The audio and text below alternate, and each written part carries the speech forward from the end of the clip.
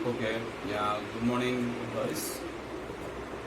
So, my class, I explained how to make the graph. I had given 2-3 questions also. Okay, how to make the graph. So, there will be two equations given to you. In that two equation, what you will do is, in that two equation, you will find the coordinate of the two equations. You will find the coordinate of the two equation, make the first graph, make the second graph. यहाँ तक अपन ने बताया था, याद है ना आपको? Coordinate निकालना सबको आता है. x इक्वल टू करके इक्वेशन बना दिया. इक्वेशन बनने के बाद उसका कोऑर्डिनेट निकाल, x का वैल्यू अप्लाई करके y का वैल्यू निकाल दिया. We got the coordinates.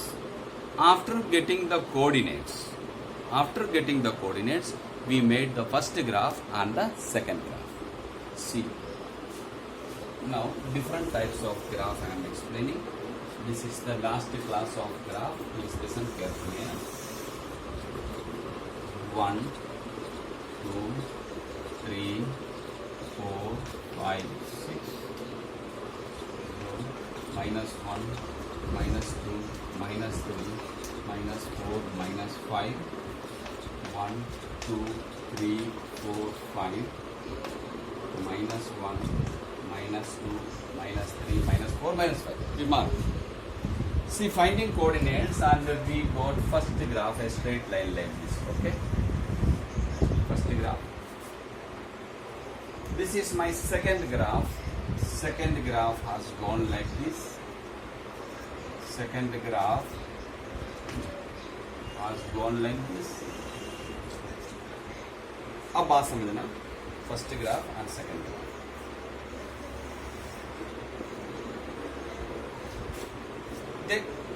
Both the graph has intersected at one point.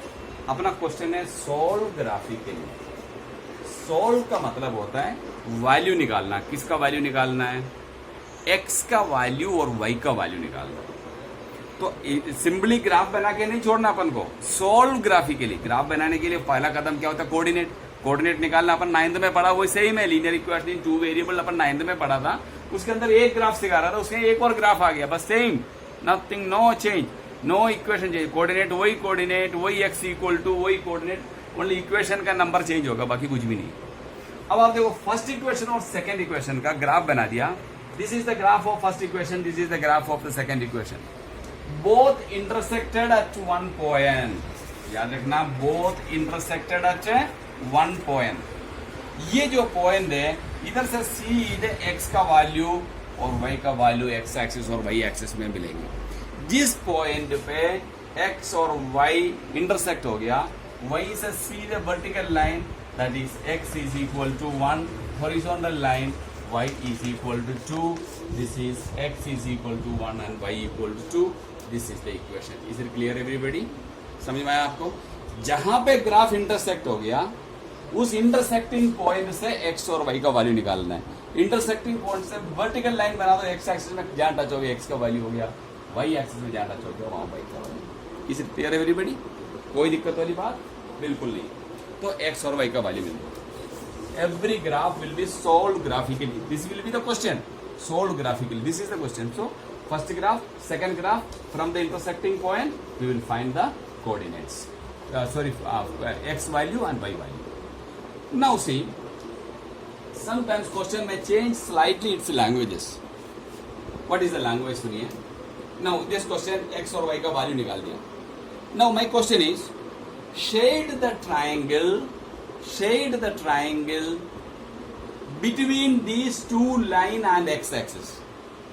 ये दोनों लाइन और x एक्सिस का बीच में ट्राइंगल को शेड करो. तो फिर क्या करेंगे अपन? देखो, ये मेरा फर्स्ट लाइन, ये मेरा सेकंड और ये मेरा x एक्सिस, तो यहां शेड किया. इसको A, इसको B और इसको C बोल दिया. Shade the triangle between these two line and x axis. देखिए, ये शेड दिख रहा है ना आपको, ये आपने शेड किया. तो where is the triangle? Triangle A, देखो, this is B and this is C. ABC triangle form. This is known as vertex of the triangle. पता ना आपको वर्टेक्स का plural, what is the plural of vertex? Vertices. So A B C are the vertices. Sometimes question में ask, I am going to find out all the possible chances, है ना। Exam में ऐसे आपको नहीं लिखना चाहिए अरे यार ये तो सर ने नहीं बोला मैं क्या करूं, यूं नहीं देख आपको सोचना है, इसलिए मैं हर चांस बता रहा हूं। Sometimes they will say find the shade the triangle, ठीक है। Now find the coordinate of the vertices of the triangle. What is the question? Find the coordinate of the vertices of the triangle. Triangle जो आपने shade किया, उस triangle का 3 vertex है ए B सी, उसका plural में वर्टिसेस उसका प्लूरल में अपन वर्टिसेस बोलता है। इस ट्राइंगल का वर्टिसेस का कोऑर्डिनेट निकालो, कोऑर्डिनेट निकालो वर्टिसेस का। कुछ भी नहीं है, देखो ए का एक्स का वैल्यू क्या 1, वाई का value 2, 1 2, x equal to 1 y equal to 2 लिखा था वही से। बी इधर देखो, बी कौन सा पॉइंट में? -1। एक्स एक्सेस में -1 है तो -1,0 कोऑर्डिनेट। क्यों -1,0 हो गया? क्योंकि वाई एक्स एक्सेस में वाई कोऑर्डिनेट 0 होता है। सी कौन सा पॉइंट में टच हो गया? 6, तो 6 का कोऑर्डिनेट एक्स एक्सिस में, तो 6,0। Then we will write A B C are the triangle. Shade कर दिया ट्राइंगल, वर्टिसेस निकालने के लिए बोला तो जो वर्टिसेस देखो एक्स एक्सिस में वाई कोऑर्डिनेट 0 लगा दिया। ये तो इसमें से वर्टिकल और हॉरिजॉन्टल देख लिया 1,2। ऐसे ये इंटरसेक्टिंग पॉइंट है, ये वर्टिसेस मतलब इंटरसेक्टिंग पॉइंट, उसमें से अपन ने ए बी सी का वर्टिसेस बता दिया। But sometimes the question changing. Again, I am going changing the question. Sometimes they will say, find the area of the triangle formed. What is the formula of area of the triangle? Half into base into height. तो अपन बोलेंगे ABC triangle, triangle ABC, ABC का formula half into base into height. ये देखो ये base है, base का length देखो 1 2 3 4 5 6 7, इधर तक 6 है और एक और आगे 7, तो half into 7 into height, height 1 और 2, ये 2 से cancel, 7 centimetre square is the area. तो ये हाइट बोलता है ना, ये हाइट देखो 1 और 2 इधर से पता पड़ जाता है, या नाप लो स्केल रख के, you measure with the scale, help of the scale, you will find it is 2 और this is 7, half into 7 into height, 2 height. Clear everybody? तो in this way we will find the area of the triangle if sometimes, ठीक है ना। Question as per the question we have to behave, as per the question we have to give the answer. Now ये question छोड़ दीजिए। Now they are telling find the shade the triangle, तो x axis छोड़ दिया, ठीक है। अब मैं क्वेश्चन फिर चेंज कर रहा हूं, एक ही ग्राफ का अलग अलग स्टाइल बता रहा हूं ताकि आपको उसी भी एंगल पे क्वेश्चन आपका हाथ से नहीं जाना चाहिए। देख अब देखो question, I am changing the question. Find the area of the shade the triangle between these 2 line and y axis. देख a first line, second line पर एक्स एक्सिस नहीं देखना, y axis. This is A, this become B and this become C. Shade करने के लिए बोला तो इधर शेड करेंगे। एरिया निकालने के लिए बोला तो ये बेस है और ये हाइट है, स्केल लेके बेस और हाइट का लेके half into base into height करेंगे। कोऑर्डिनेट निकालने के लिए बोला तो ए का कोऑर्डिनेट 1 2, सी का कोऑर्डिनेट ये देखो ये 1 है, वाई एक्सिस 1 है तो 0,1। याद रखना 0 क्यों पहले आया भाई? क्योंकि ये वाई एक्सिस में एक्स कोऑर्डिनेट हमेशा क्या होता है 0, ये 1। ये कौन सा है बोलो? 0,3। ये 3 है तो 0,3।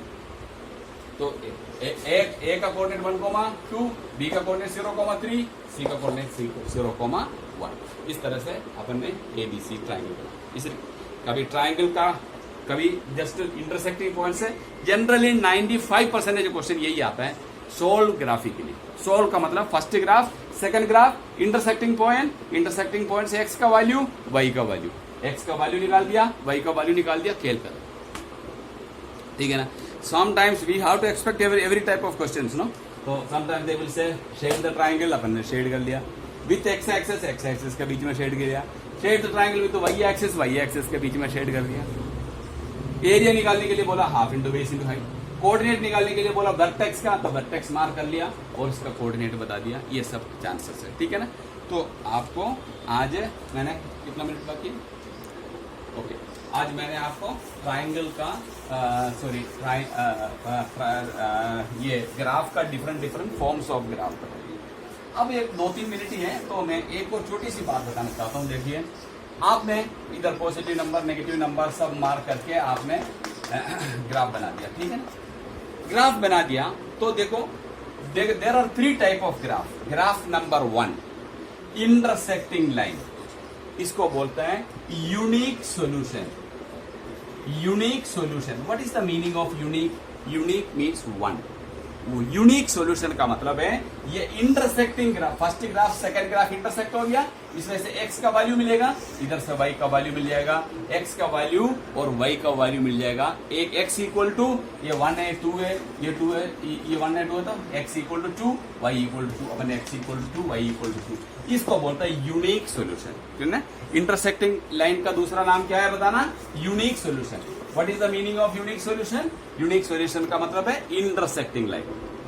अब दूसरी बात क्या होता है, ये ग्राफ यूं गया, दूसरा ग्राफ यूं गया, पैरेलल लाइन। क्या बोलते हैं इसको? Parallel line. अगर पैरेलल लाइन आ गया, will parallel line intersect each other? Never. Parallel lines will never intersect each other. अभी इंटरसेक्ट नहीं हुआ तो इस इंटरसेक्ट का पॉइंट से अपन x का वैल्यू और y का वैल्यू निकालते हैं। अभी इंटरसेक्ट ही नहीं हो रहा है तो x का वैल्यू और y का वैल्यू निकालना पॉसिबल नहीं है, इसको बोलते हैं नो सॉल्यूशन। क्या बोलते हैं? No solution. नो सॉल्यूशन का मतलब है लाइन पैरेलल हो रहा है। अरे बात समझ में आ रहा है आपको? इसके कंटिन्यूएशन एक क्लास और मेरे को लेना पड़ेगा, वो मैं कर लूंगा, ठीक है ना, बाद में एक क्लास और ग्राफ में चाहिए, because it is 4 mark question. देख, this is intersecting line. Intersecting line से x एक्सिस और y एक्सिस का वैल्यू, x और y का वैल्यू मिलता है। इंटरसेक्टिंग लाइन से x और y का वैल्यू मिलता है, इसको अपन क्या बोलते हैं? Unique solution.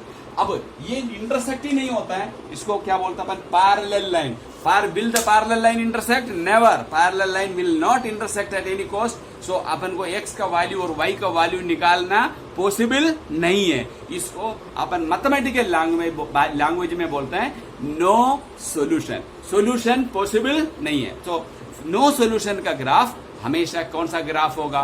पैरेलल लाइन होगा। तो whenever you make a graph, आपको अगर पैरेलल लाइन मिल गया तो पैरेलल लाइन मिलते, अरे पैरेलल लाइन हो गया यार, इंटरसेक्ट नहीं हो रहा है, हर एक इक्वेशन को सोल्व करना पॉसिबल नहीं है, हर एक बच्चे को पढ़ाना पॉसिबल नहीं होता है। कुछ बदमाश तो होता ही है ना, हर एक बच्चा फुल मार्क लेके आ सकता है क्या? नो। लेकिन इक्वेशन में भी ऐसा ही है, every equation can not solve, there are only some type of equations will be able to solve.